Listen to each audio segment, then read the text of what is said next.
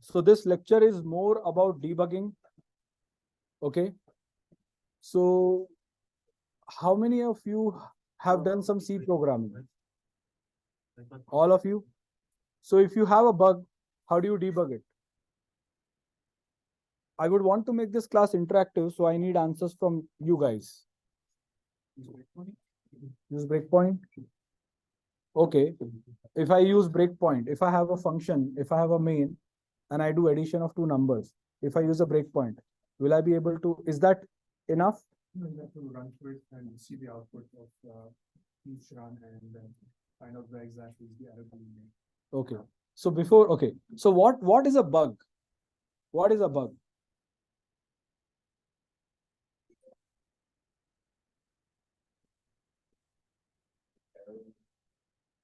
Error in your code. What kind of errors are there?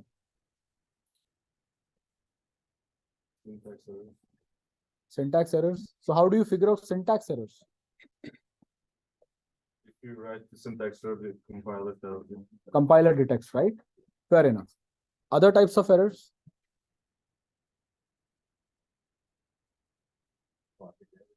Logic errors. How do you fix or figure out those errors? All it is logic errors, so you have to kind of figure it out on your own. Like from statement or something. Makes sense. Yes, go ahead. Like test the inputs for this the B and the actual output. Compare those. Makes sense. Other type of errors? Any idea? No idea? Okay. The segmentation faults. Good point. What is segmentation fault? If you're accessing memory that you did not allocate, or if it's not within the scope of the program. First, till first part, it was right. What do you mean by scope of a program? Like the memory, it's all memory allocated by the program. One time.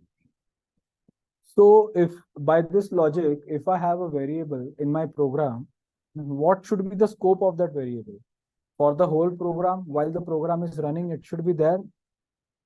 Well, depending on where it's defined. Yes. Depending on where is it defined, right? That also changes or modifies the scope of a program, right? Okay. So, so what was the toughest challenge you guys faced when you were doing C programming? Let's go one by one. Like, who wants to answer? Nobody? Okay, go ahead. Syntax errors. Syntax errors? Okay. So for that, you need to learn the language. There is no other way, right? It's like telling that I'm not able to speak English, then go and learn the English language, right? At least the basics of it. But that's a good point. I have also struggled in my early days when I was doing C programming a lot. But then the best part of that is that compiler detects that for you. So at least you know there is an error, right? And you can, it still emits cryptic messages, but eventually you'll get better at it, right? Okay. Other problems? Go ahead. Huh? Core dump. When a core dump happens,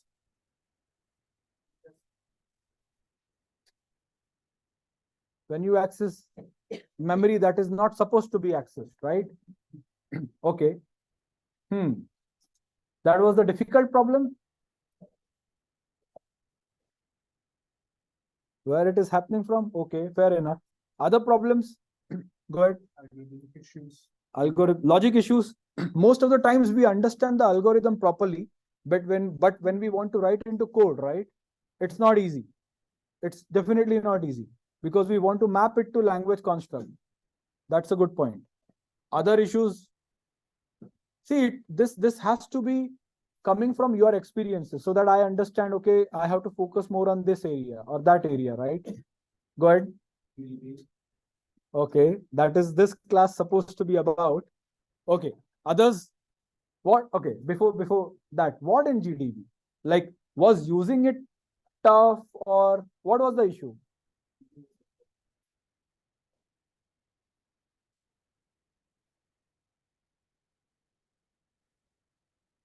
That's a great point. Okay, we'll be going, that's a good point. Yeah, good. Pointer logic. Yeah, I was wondering why this has not come up yet, you know? Okay, I think, yeah, that's a good point. What in pointers exactly? What do you guys struggle? Like, what's the issue? I guess remembering the different contexts of like, oh, you can use it here, but like not here. For example, in like for loops, you can increment this way, but like sometimes you need to increment this way. Just remembering all of that. Okay, got it. Others, how many have you done C programming? And how many of those of you people are answering, right? Like all, so by this logic or this understanding, it means that all others are writing bug-free programs, right? Is it so? No, right? Have you guys also faced similar issues, or there has to be something different, right? Be honest about it. We are all here to learn. More? Good. If I'm like copying values into a buffer, like I need to check the contents of the buffer. That's a great point. A lot of people struggle using that, doing that. Others, good.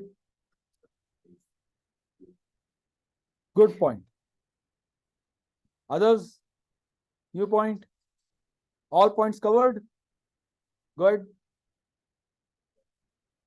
Networking API. Okay. 311 last assignment. Okay.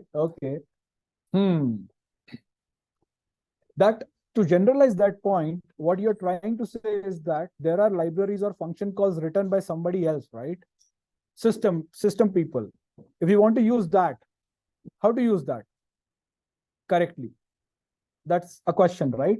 It's difficult because then you have to understand what it requires, what it returns, what are the error cases in this scenario, what will it return, and all those sorts of things. It's complex. I agree with you. Others, only this much? There has to be more, right? No? Okay, go ahead. Bad documentation, good point. But for your assignment, are you referring? Oh, yes. Okay. Okay. Yeah, I agree. Sometimes you don't even, I mean, like, not sometimes. This happens all the time, right? Yes. Yeah. Because we used to get a lot of questions. Oh, what does this mean, right? Great point. Any other point? Okay. Sorry? No? Okay. So what's your expectation of this class? Let's start with that. Any idea? By this class, let me put some context. If you want to learn debugging, what do you want to learn? GDB, point taken. Others, what more things do you want to learn? We'll go over basics of GDB. That's also a world of its own. We can't cover everything. But if you know the fundamentals, then rest you can figure out using other mechanisms, right? Okay. So what do you want to learn in debugging? Tell me about that. Let's say my experience in 311, we only really learned the debugging in Visual Studio. We never really did it with the console. Console. Okay. Okay. But that's a good point. But does it really matter in one sense? No. See, it's like I'm hungry. I can have two different choices of lunch, right? The ultimate goal is to make sure that my stomach is full, right? That's the ultimate goal. What you eat, probably it matters sometimes it doesn't matter. If you have both dishes that are good enough, right? Okay.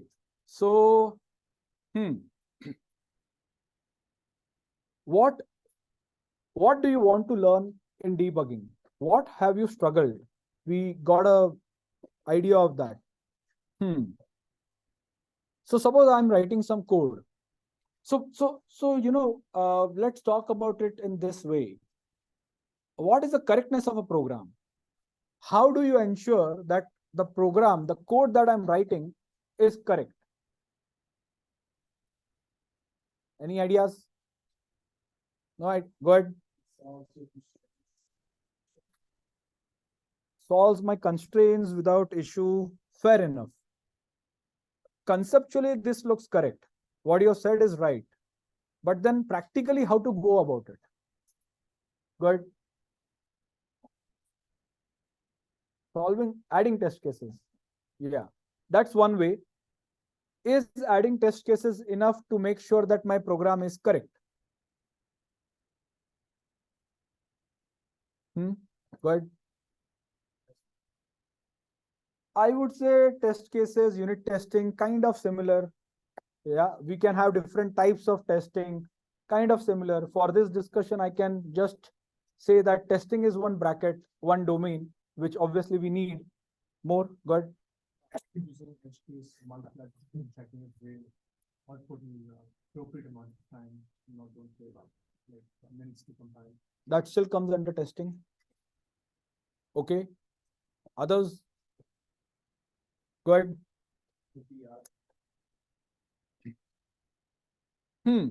So efficiency is a different metric of a program.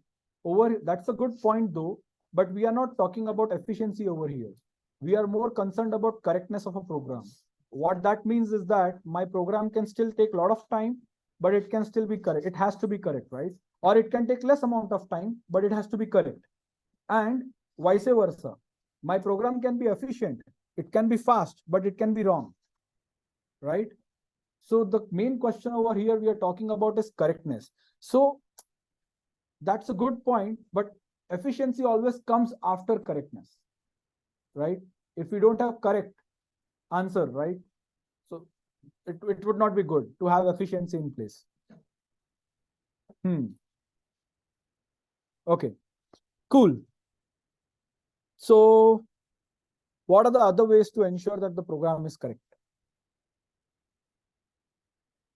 Go ahead. Making sure that if you compile and your program successfully compiles, it means it shouldn't be having any grammar issues, right? So that's one way. That's one form of correctness, agreed. But yeah, go ahead.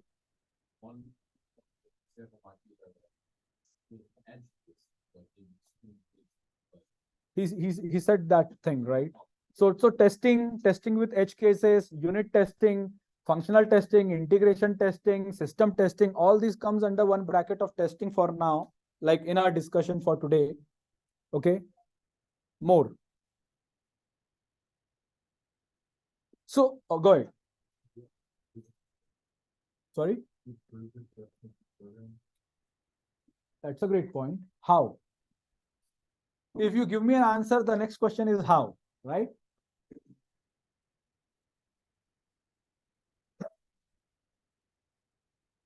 But at least this is something new we got, right? Apart from testing, right now the only answer was testing, right? Or removing grammar issues by using compiler, right? So go ahead. Sorry? Great point. That's a great point. If you don't review your logic, there can be bugs, right? Which, when we talk about testing, how much testing is possible? Exhaustive testing is possible, but is complete testing possible? Is complete testing possible? No, right? Which means that you're leaving out some test cases for which you are not testing your program. For those, it can be incorrect. Then how do you figure that out? One way or two different new strategies we got to know today was proving correctness, and the other was reviewing logic. How important is reviewing logic? When your program is not working, what is the first thing that you guys do? Review logic, right? Right? So this point never came up. Very important point. Other ways. We're not done. Think. See, the point of this class, so very important thing between debugging, writing code, and this class is that I want you guys to think. Okay? I'm okay covering less material, but I want you guys to think. So think.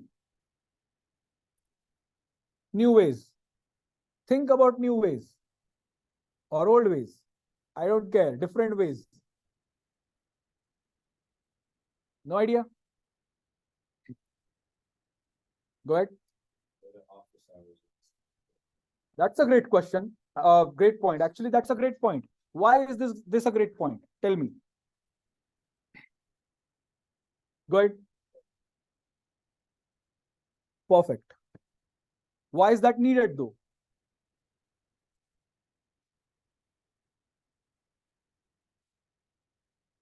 Why that happens though? You are going on right track, but I have a lot of questions. I'm curious. Go ahead. Outsider's perspective might be helpful. Why? He said the same thing. I agree with you all of you guys, but why? Go ahead. Focused on writing the sometimes it takes what you're writing, but maybe a completely different approach might be better. Three ways of saying the same thing. Why? He doesn't answer my question. Why?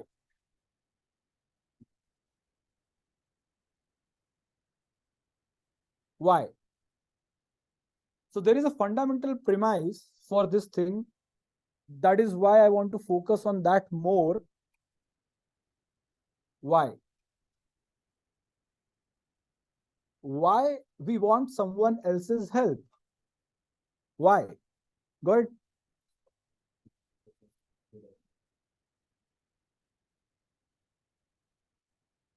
That is one part of the story. I think this is one answer to it. There are more answers to it. This is one part of the story. You're right. Something I would not know, somebody else will know, but collaboration, same thing, right? In one sense, what is different? Go ahead. Same way of putting it in a different format, right? Go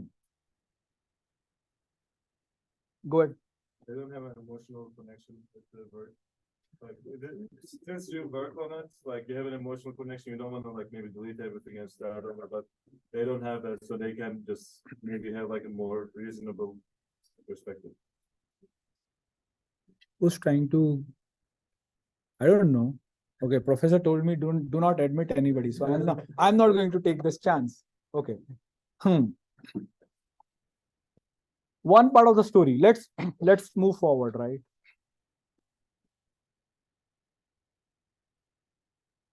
If I know that my code is correct, we all have been in this situation that I know that my code is correct, but it is not correct, right? Why? Why that happens? Correct. Why this human error is happening? We're not robots. Correct. So what exactly is happening? If you're always right. We all are not right always. Agreed. Why are we wrong then? Sorry for asking these questions. Go ahead, man. Getting there. We still have to get there. Why? They call a psychologist or someone? Sorry? They call a psychologist. You might be able to explain the human brain a bit better. We don't need a psychologist over here. Go ahead.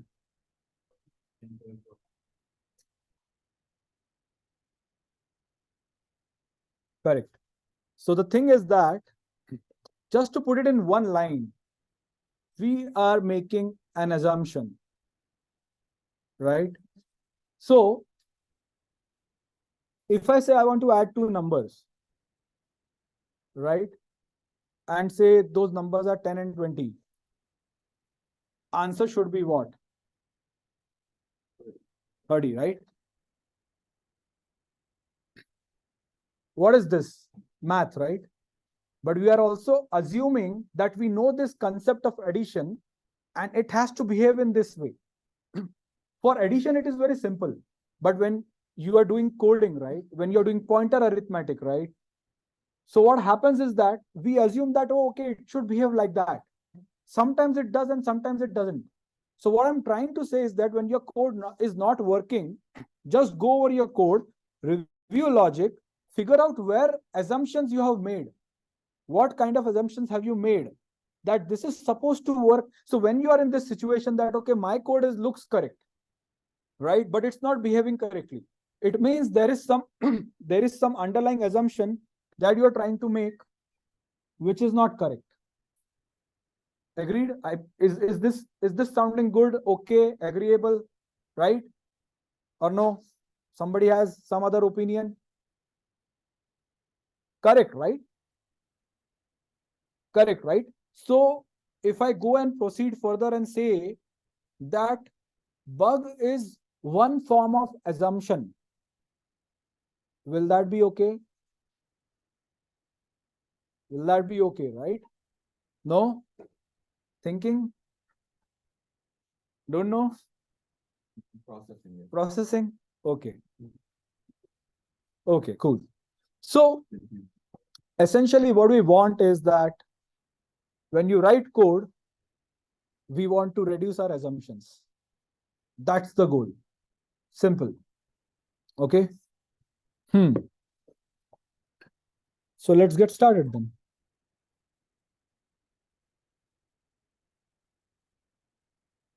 Is the font okay for everybody? You can't see it? Okay.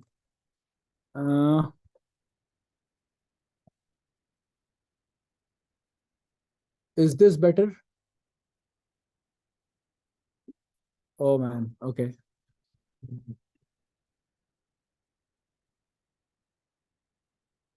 Is this better?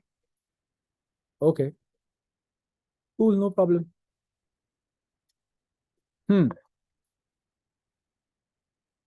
Decent enough, right?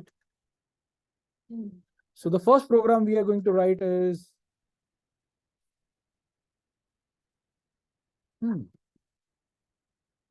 okay.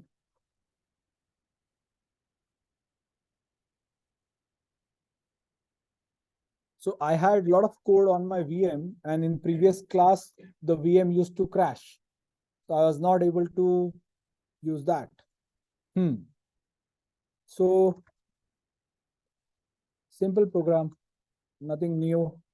All I've seen this 1,000 times.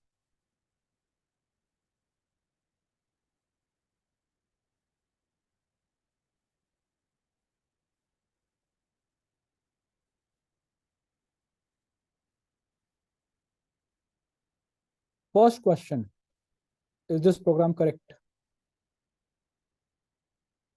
I've saved this. Is this program correct? This class is till what time? 11? 11:50, right? Okay, cool. Is this program correct? Go ahead. We want to add two numbers, and that too hard-coded. We only want a total of 10 and 20 at this point in time. But that was a good point. Is this correct? Yes? Is this correct?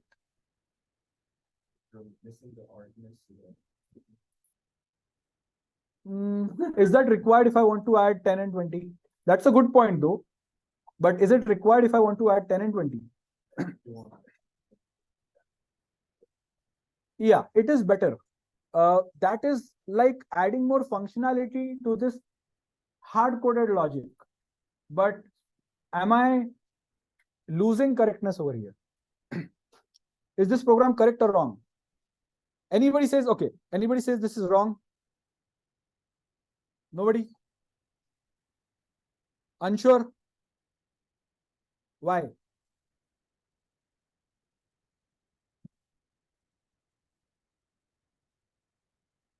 That's a good point. See, the point is that, so here is the thing. He noticed something which we all are assuming. Why are we returning 0 from this main function?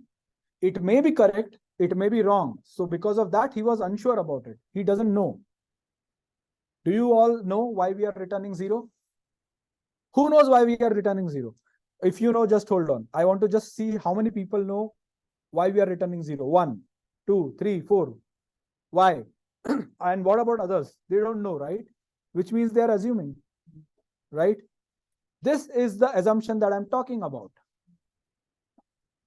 Are you getting the point that I'm trying to say? right? So let's understand. Do we want to return 0? Is that okay? In this, oh, sorry, you have a question?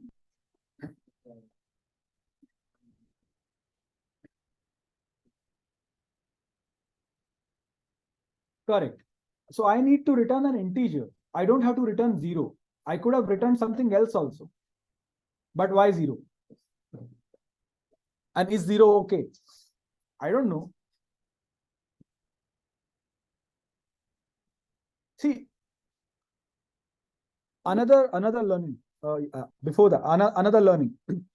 It is nice to not know and know that I don't know, rather than assuming things. Okay? Yeah, go ahead. Convention returns 0 and it's a number or any other integer part which is found in error code. Correct. Now we are getting there. So if you return, so generally, if a function is returning something, most likely it is returning the status of its execution, and 0 is universally accepted. It may not be true. I can change that model of programming, but it is accepted that if it is 0, it is okay, right? That is how Unix works or Linux works. So this program, apart from all other things, good catch on that assumption part, is looking correct to me, to all of us. How do we compile? Like this, right? Is the compilation correct? Will this work? Yes, correct. If I want to debug this, now this is a correct program, but we still want to start using debugger, right? Somebody said that he was struggling with GDB, right? We all have at our own level. So how to start GDB? How to run a program in GDB? Any idea? Go ahead. GDB a dot out. Dots. Okay. Okay. Like this. Okay, then. Sorry. R. What is R? Run. Run. Exited normally. Okay. We did it, right? Class is over. Thank you, guys. No, okay. So that's not how it is. I mean, like, you still have to run it like this. So what if I want to control, right? If I want to add a breakpoint and see or play with GDB, how do we do that? Good.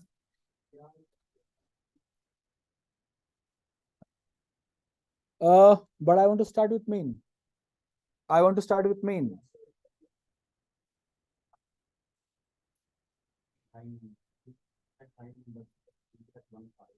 But I want to start with a function name. Is there another way? Why should I give a line number? Can I give just function? Will it work? It works. Okay. So we know that every program starts with main. And now I've added a breakpoint to main. If I do R. So guys, the other way, like all GDB commands have full form, right? Run. R is for run. BR is for breakpoint. But I'm lazy, right? And you all are also, I think so. So let's use short form. I mean, like, up to you, but I prefer short form. So if I run this again, what will happen? Good. Main.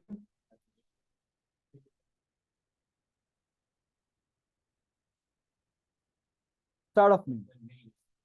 When main is called, what happened?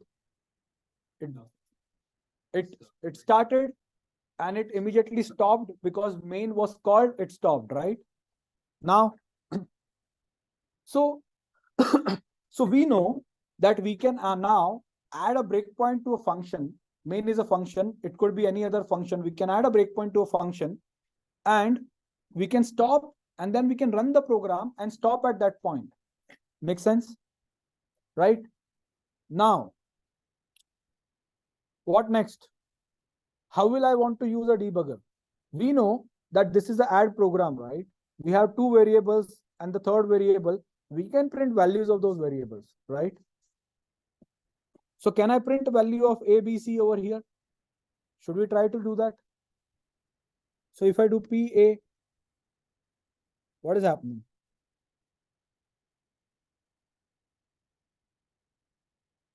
Go ahead.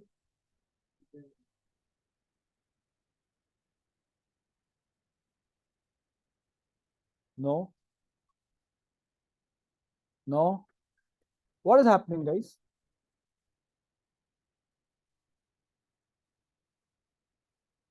Go ahead.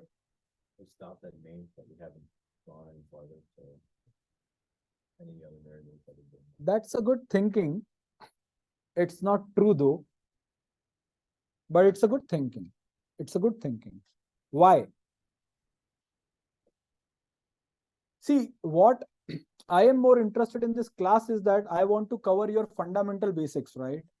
If you guys are not understanding that, it's no point of going further. Agreed? Why? Why I good? Is declared in global or not? And A isn't declared in global, and A is declared inside main. Yes, but so it should not be printing. I am already in main now. Are you at the main, are you in main or are you at the main function call? I am at the main function call. Right, which is in the global scope, right? Every function, I mean, like in this context, it's all global, right? Apart from, I mean, like in terms of function, it is all global. It's not true. Why?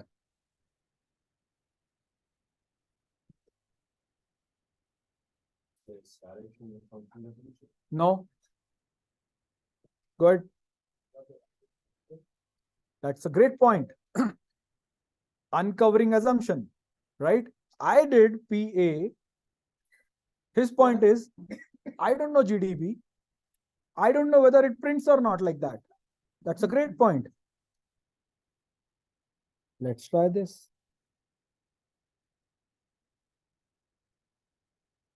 Good.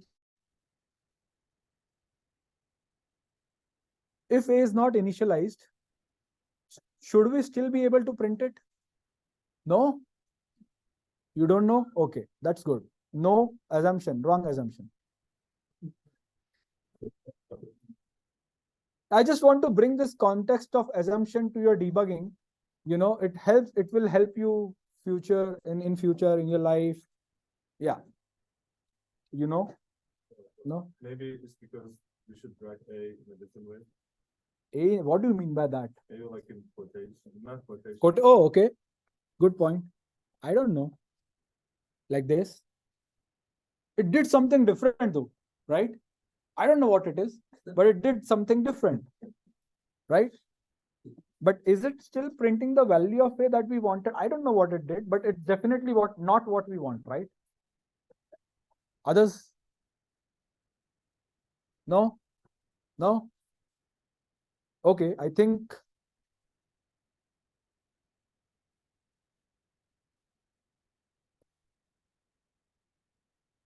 what is the problem with this? I've just exited GDB with quit and I've again started GDB with the same A dot out. Do you see any errors, issues?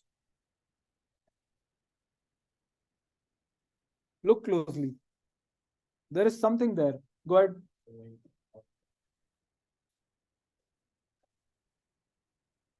Correct. That's the issue. Everybody understood what's the issue? No? See, when you compile a program normally, it doesn't compile with debugger making sure that it understands the debug info or symbols of that program. So it's like to make GDB understand program's language, you have to tell compiler with some flag to add those specific language features that GDB will be able to understand. Some communication mechanism you need between compilation and GDB, right? So the way you do it is, so this is the issue, guys. Over here, this is the issue. Okay. It's not like A is not there. It is there. We are not able to access it. from debugger. Why? Because of this. So let's do this. Let's do gc minus g demo.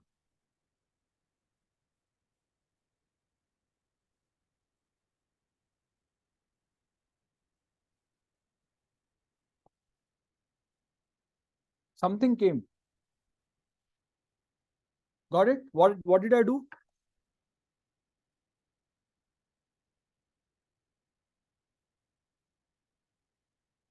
I did this.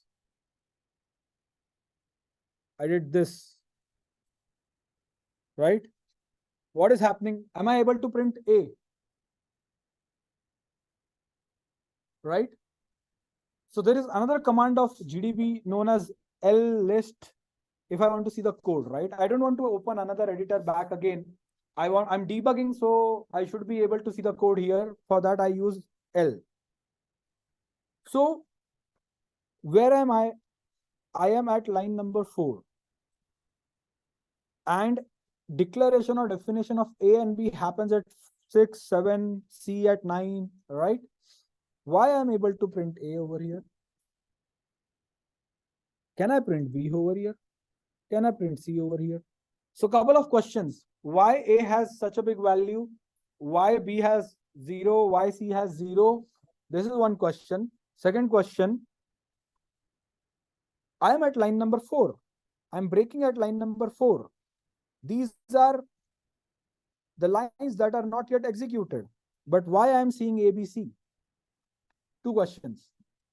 First question, go ahead. No, is line for already executed or it is going to be executed?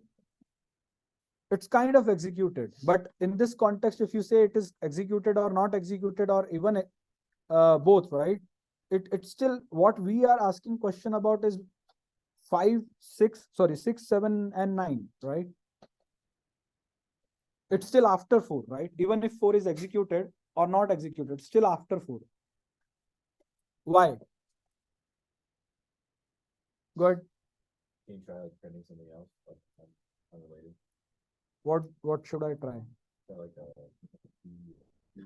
PD? There is no such variable PD, right? So it will say no symbol in current context. A again? Okay, it will not change. It's not time based. Okay. Why? Why? So first question, why is A such a big value? Oh, okay, go ahead.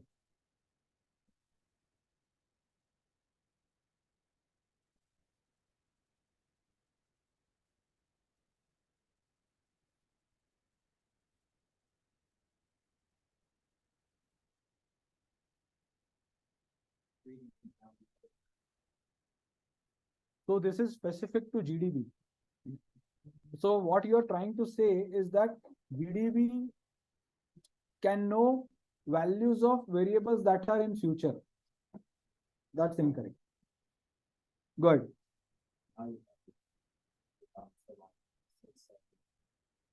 have not.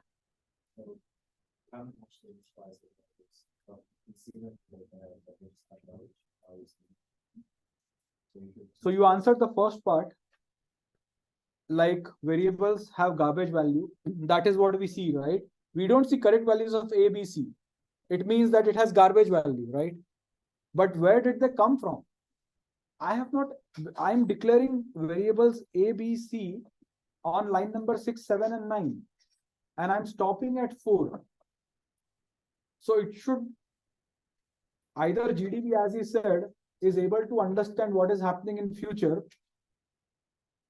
or there is something else that is going on. Go ahead. Go ahead. Is it like Wait, go ahead. Is it like pulling from something else in memory that they're using? Kind of closer, but not exactly correct. Go ahead. do you want to name the file? No, A is not the, oh, there is no correlation there. Go ahead. Is it like reallocating the like memory to each variable? Mm. Okay, we are on right track. It's not pre-allocating though. Go ahead. Wait, go ahead.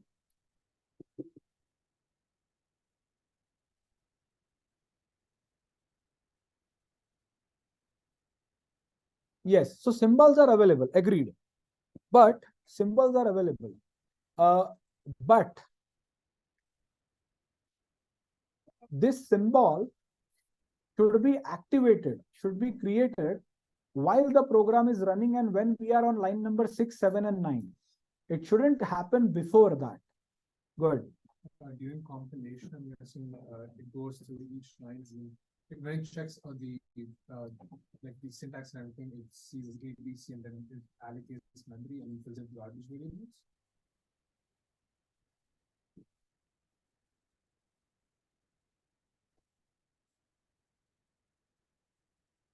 No. Okay. So let's get, oh, you want to answer? Yeah, go ahead. Sorry? I'm just gonna guess. Maybe it's like maybe A is like the because A is the I think it's the high value can set from a 16-bit imagery, which could be a little from memory. No. Go ahead.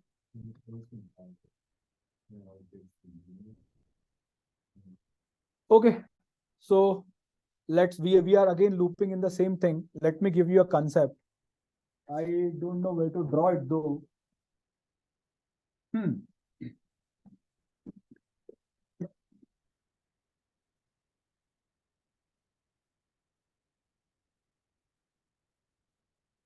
This is my hard disk. I'm pretty bad at drawing. So the point is that this a.dot file is here, right? Everybody is able to see this. I'm trying to get out of way, but so now if I run this, right, what happens? A process is created of this, right? See, the point is that this has a main function. Have you guys heard of stack? Have you guys heard of stack frame? Any idea what a stack frame is? And a stack frame belongs to whom? Any idea about this? No idea? Good. No.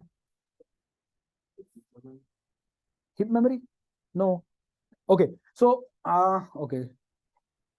So just to give you an example, when a program loads in memory, suppose this is a memory map.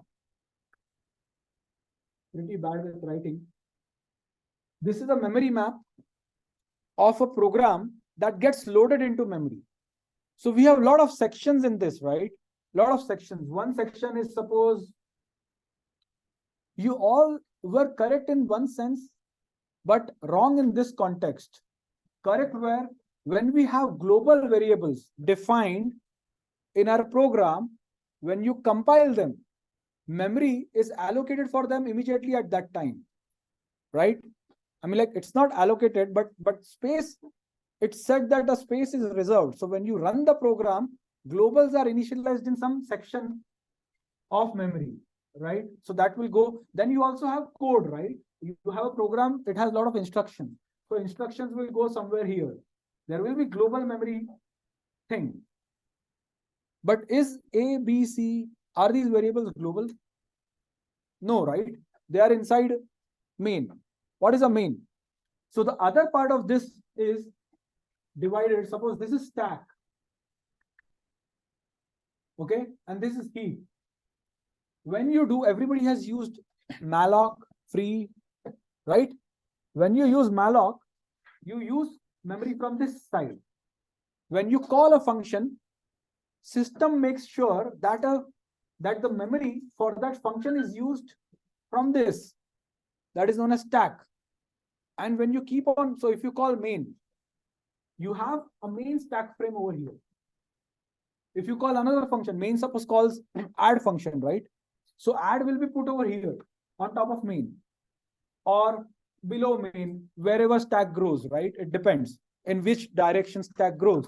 So the point is that when I'm doing a BR main and when I'm running the program, my mains stack frame is getting created. One part of stack frame is all the local variables of that function. So I have three local variables over here, A, B, C. When my stack frame, when I'm doing VR main and running the program, main stack frame is getting created and A, B, C are allocated. So even if they are used or declared or defined lower down the order in different line numbers, we still have to allocate before while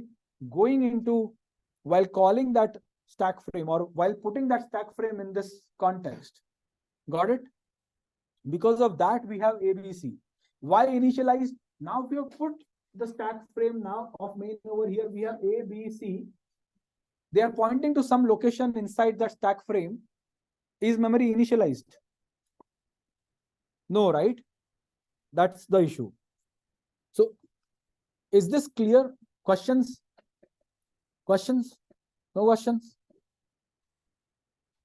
Okay. So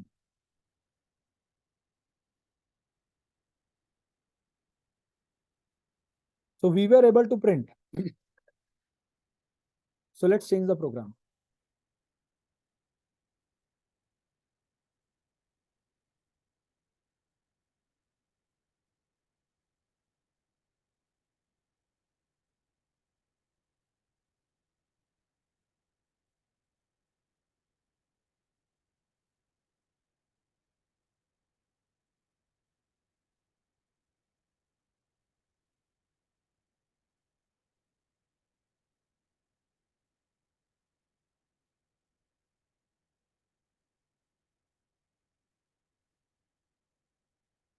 Is this program correct? No? Why? Why no? Good. They read the for loop's gonna loop 20 times, but the other has only has I sent. Then It's gonna go out of bounds. what would happen if it goes out of bound? Well, Don't know. Okay. that memory state wouldn't be that memory wouldn't be declared in the stack, and you would get a memory out of bounds there. Good answer. Not exactly that, but close answer. Memory is declared where? On stack? Right here, yeah. Good. Should we run this and see what happens?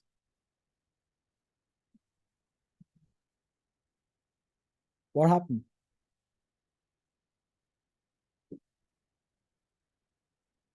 Same, right? We allocated space for an array for 10 integers, and we were writing to that array for 20 times incrementally. We can write 20 times to the same memory location, but we can't exceed and write to places where we have not allocated. And once that happens, like it's OS dependent, what every OS gives you, it is detected that stack overflow is happening over here because this main frame has an array of 10 integers and we are trying to write 20 integers to it sequentially. So for the next 20, it detected that, oh, okay, stack corruption is happening, right? We are going over bound and it detected that stack is getting smashed. So it aborted. Question. So let's first compile this using -g flag. Let's do GDB. But before that, this is a valid error, right? This is an error. Now the question is, how to can this happen? Like I remember when I was 311 TA, a lot of people ran into these issues. Stack smashed, right? Over here, it looks very easy. You know, we know. But when you have like 200, 300 lines of code, complex code, it becomes difficult, right? So what we want to learn is how to debug this.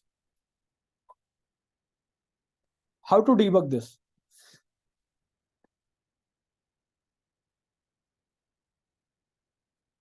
We know the problem, right?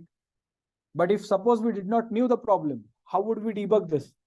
We have GDB. Let's start. Go ahead. Set breakpoints and then go through until you get there. Let's do. Where to set breakpoint? Breakpoint. I mean, Let's start with main. yeah. Okay. Then do let's list and then to execute. So another thing, another command. If I want to execute the next instruction, I will do n. Okay, n. Oh, it's not run. Let's run the program first. Okay. Now we do N, let's do L, we do N again. And another shortcut, if you really want to continue what you're doing previously, just put enter. So N, N. Should we print array? 100 came. Right? Right? How to debug? Oh, we go on until like there's an error. Okay.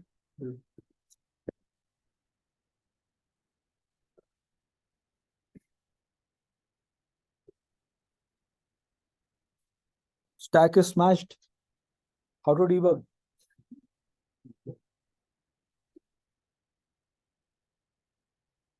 How to debug? Good. Trace back. What to do trace back?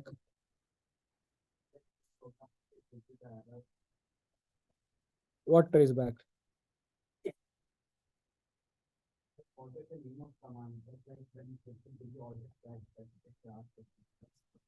No. So tracing back is after execution, I would go back and see and check what issue is happening. I want to know while I'm debugging, right? This is my program, I can run it, right? Any idea? No idea? So what I'm trying to say is such errors in this program looks easy, but in bigger programs would be difficult to figure it out, right? So what I'm trying to say over here is that just because you have tools with you, you can't know all the bugs. Coming back to the same point that we had earlier, such issues are very easily root caused by just seeing the logic over here, right?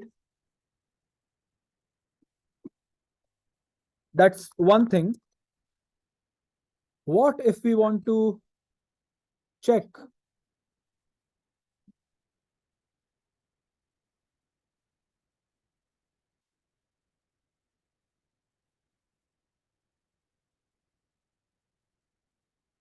okay, I did something. Let's for now ignore what. So I added some flags, right? For now, let's ignore these flags. What these are, we'll talk about it in a moment. But what did I do? I compiled it with some special flags. Now let's run the program.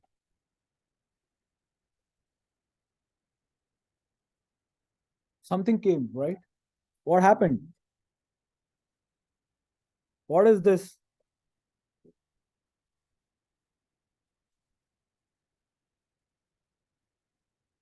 Do we see something like this?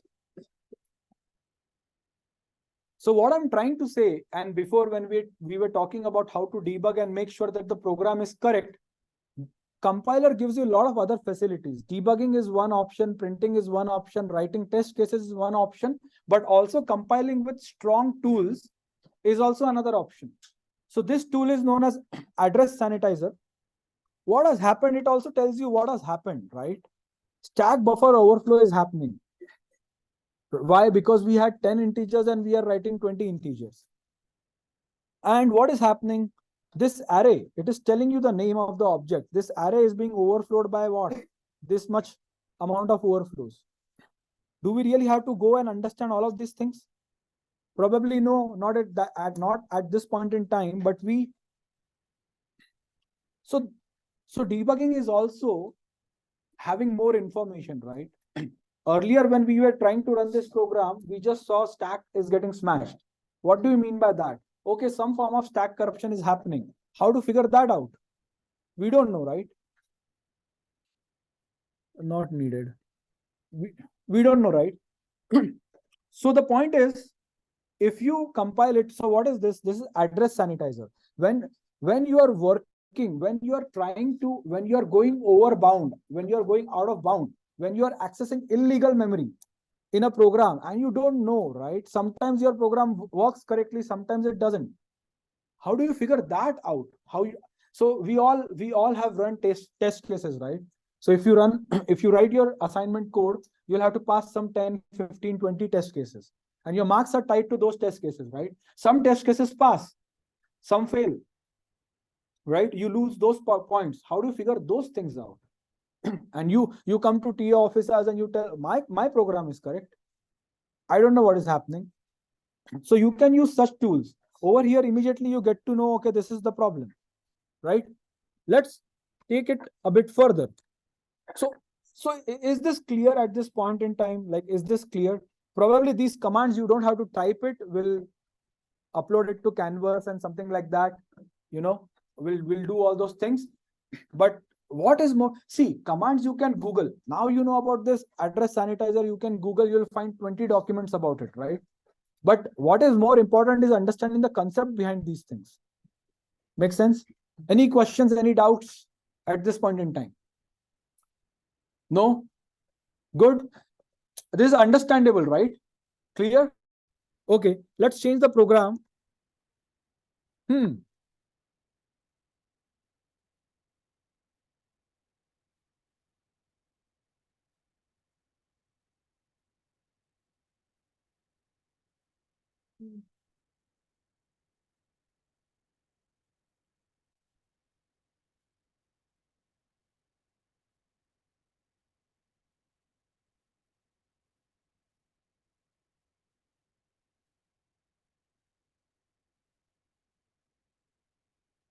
Oh man.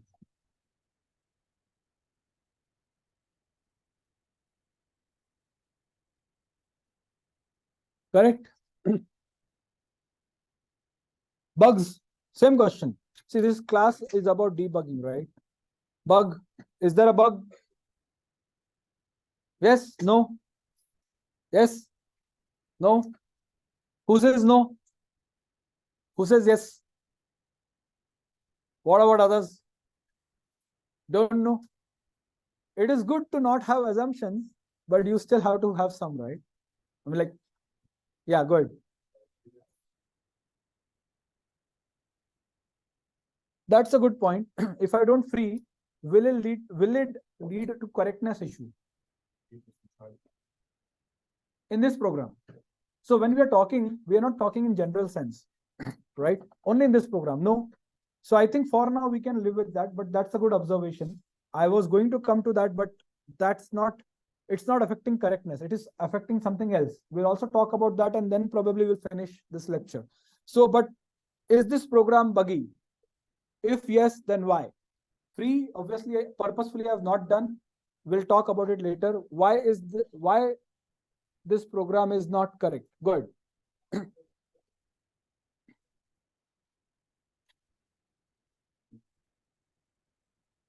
So you mean I have less memory?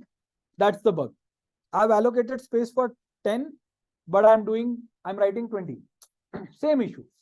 But what did I do? See, this was stack. This is heap. Earlier it was local memory, so it was getting allocated on stack. Now I changed it to allocate using malloc. Malloc allocates from heap, right? So this code is incorrect. That is sure. If I run this, what will happen? Guys, what will happen? What error will we see? We know this is incorrect, right? We all know this is incorrect. What is the error that we'll see? Good. I don't think we'll see that. Why? Because we're not, even though we're overwriting, somebody that we should be touching, we're not really accessing it. We are not accessing it? That's not true. We are accessing it over here. Actually, we are accessing more. Okay. We allocated 10, we are accessing 20. So what will we see? Dynamically allocate memory. No, dynamically we are telling it to allocate only 10. Go ahead. Logically, it should have segmentation fault, right? Some kind of memory error. So if we don't know what kind of memory errors a compiler would throw, or not a compiler, but a runtime will throw, we can say that some form of memory error, because this looks like a memory bug, right? Right? What happened?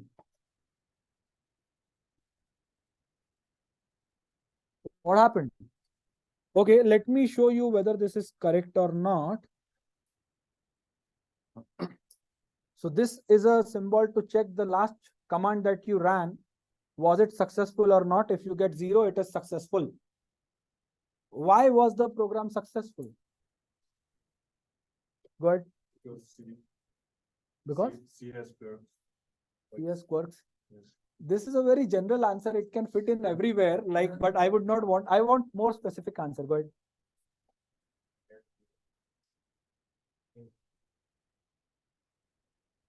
Is that true? Let's give this thought a run.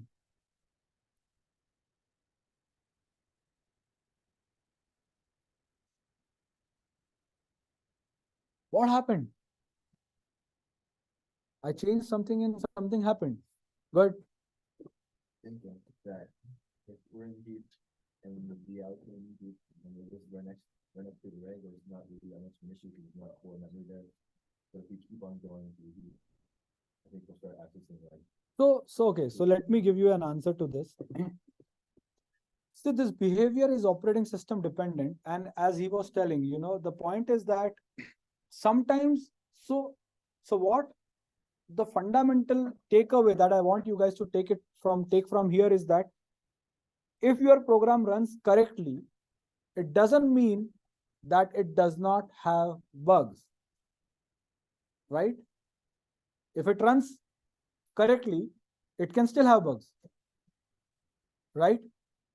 So what happened over here? When you did small allocation from heap, probably OS was okay. Nothing, you were still accessing illegal memory, but it was not able to detect. When you increase that access to like 20,000, I don't know what that big number is, it was able to hit or detect it, right? So it's more like, it's not an issue with the program, it's more issue with operating system. When is it able to detect? But let's change this program quickly back to something like this, where it is not throwing an error. Compile it, run it, not throwing an error, right? How to check whether it is correct or not? Same question. Suppose if I do this, instead of compiling it, I compile it with same address sanitizer, right? What happens if I run now? Let me show you the program first. It is still 20, right? It was not throwing error, but when I compile it with this, now I run this and run, something happened. So even if you have a single byte of extra access in your memory, whether that memory is on stack or it is on heap, if you do address sanitizer, it will detect it. In the previous run, if you saw, it was stack buffer overflow because it was allocated on stack. Pretty bad with these things. Okay. Now it is heap buffer overflow. Just a second. You are?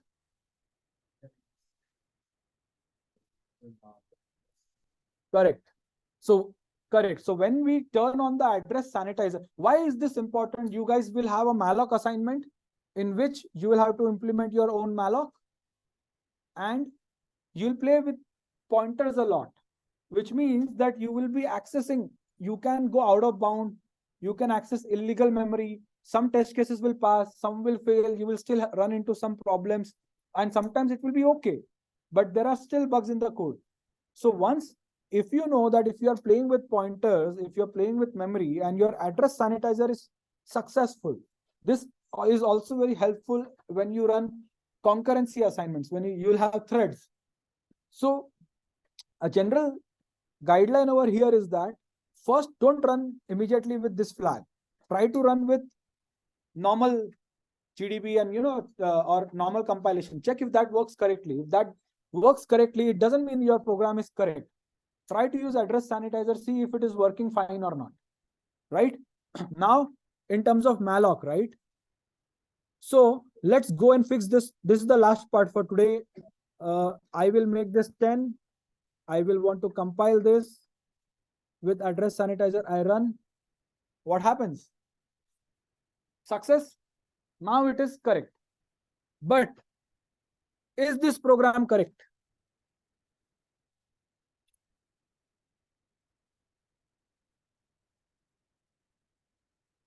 Yes.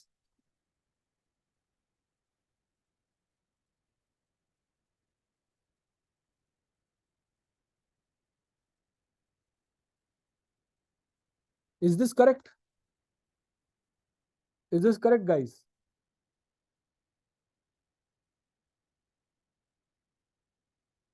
This is correct. So if you leak the memory, that is also wrong, as he was telling, right? There was no free. We added free. It worked fine. Now the thing is that there is another tool, Valgrind. You can use that also. I think it's not installed over here, so I would not be able to show that demo. But address sanitizer, Valgrind, GDB, this is how you use it, right? Makes sense? Are things clear? Any questions? No questions? I think we are good. We're done.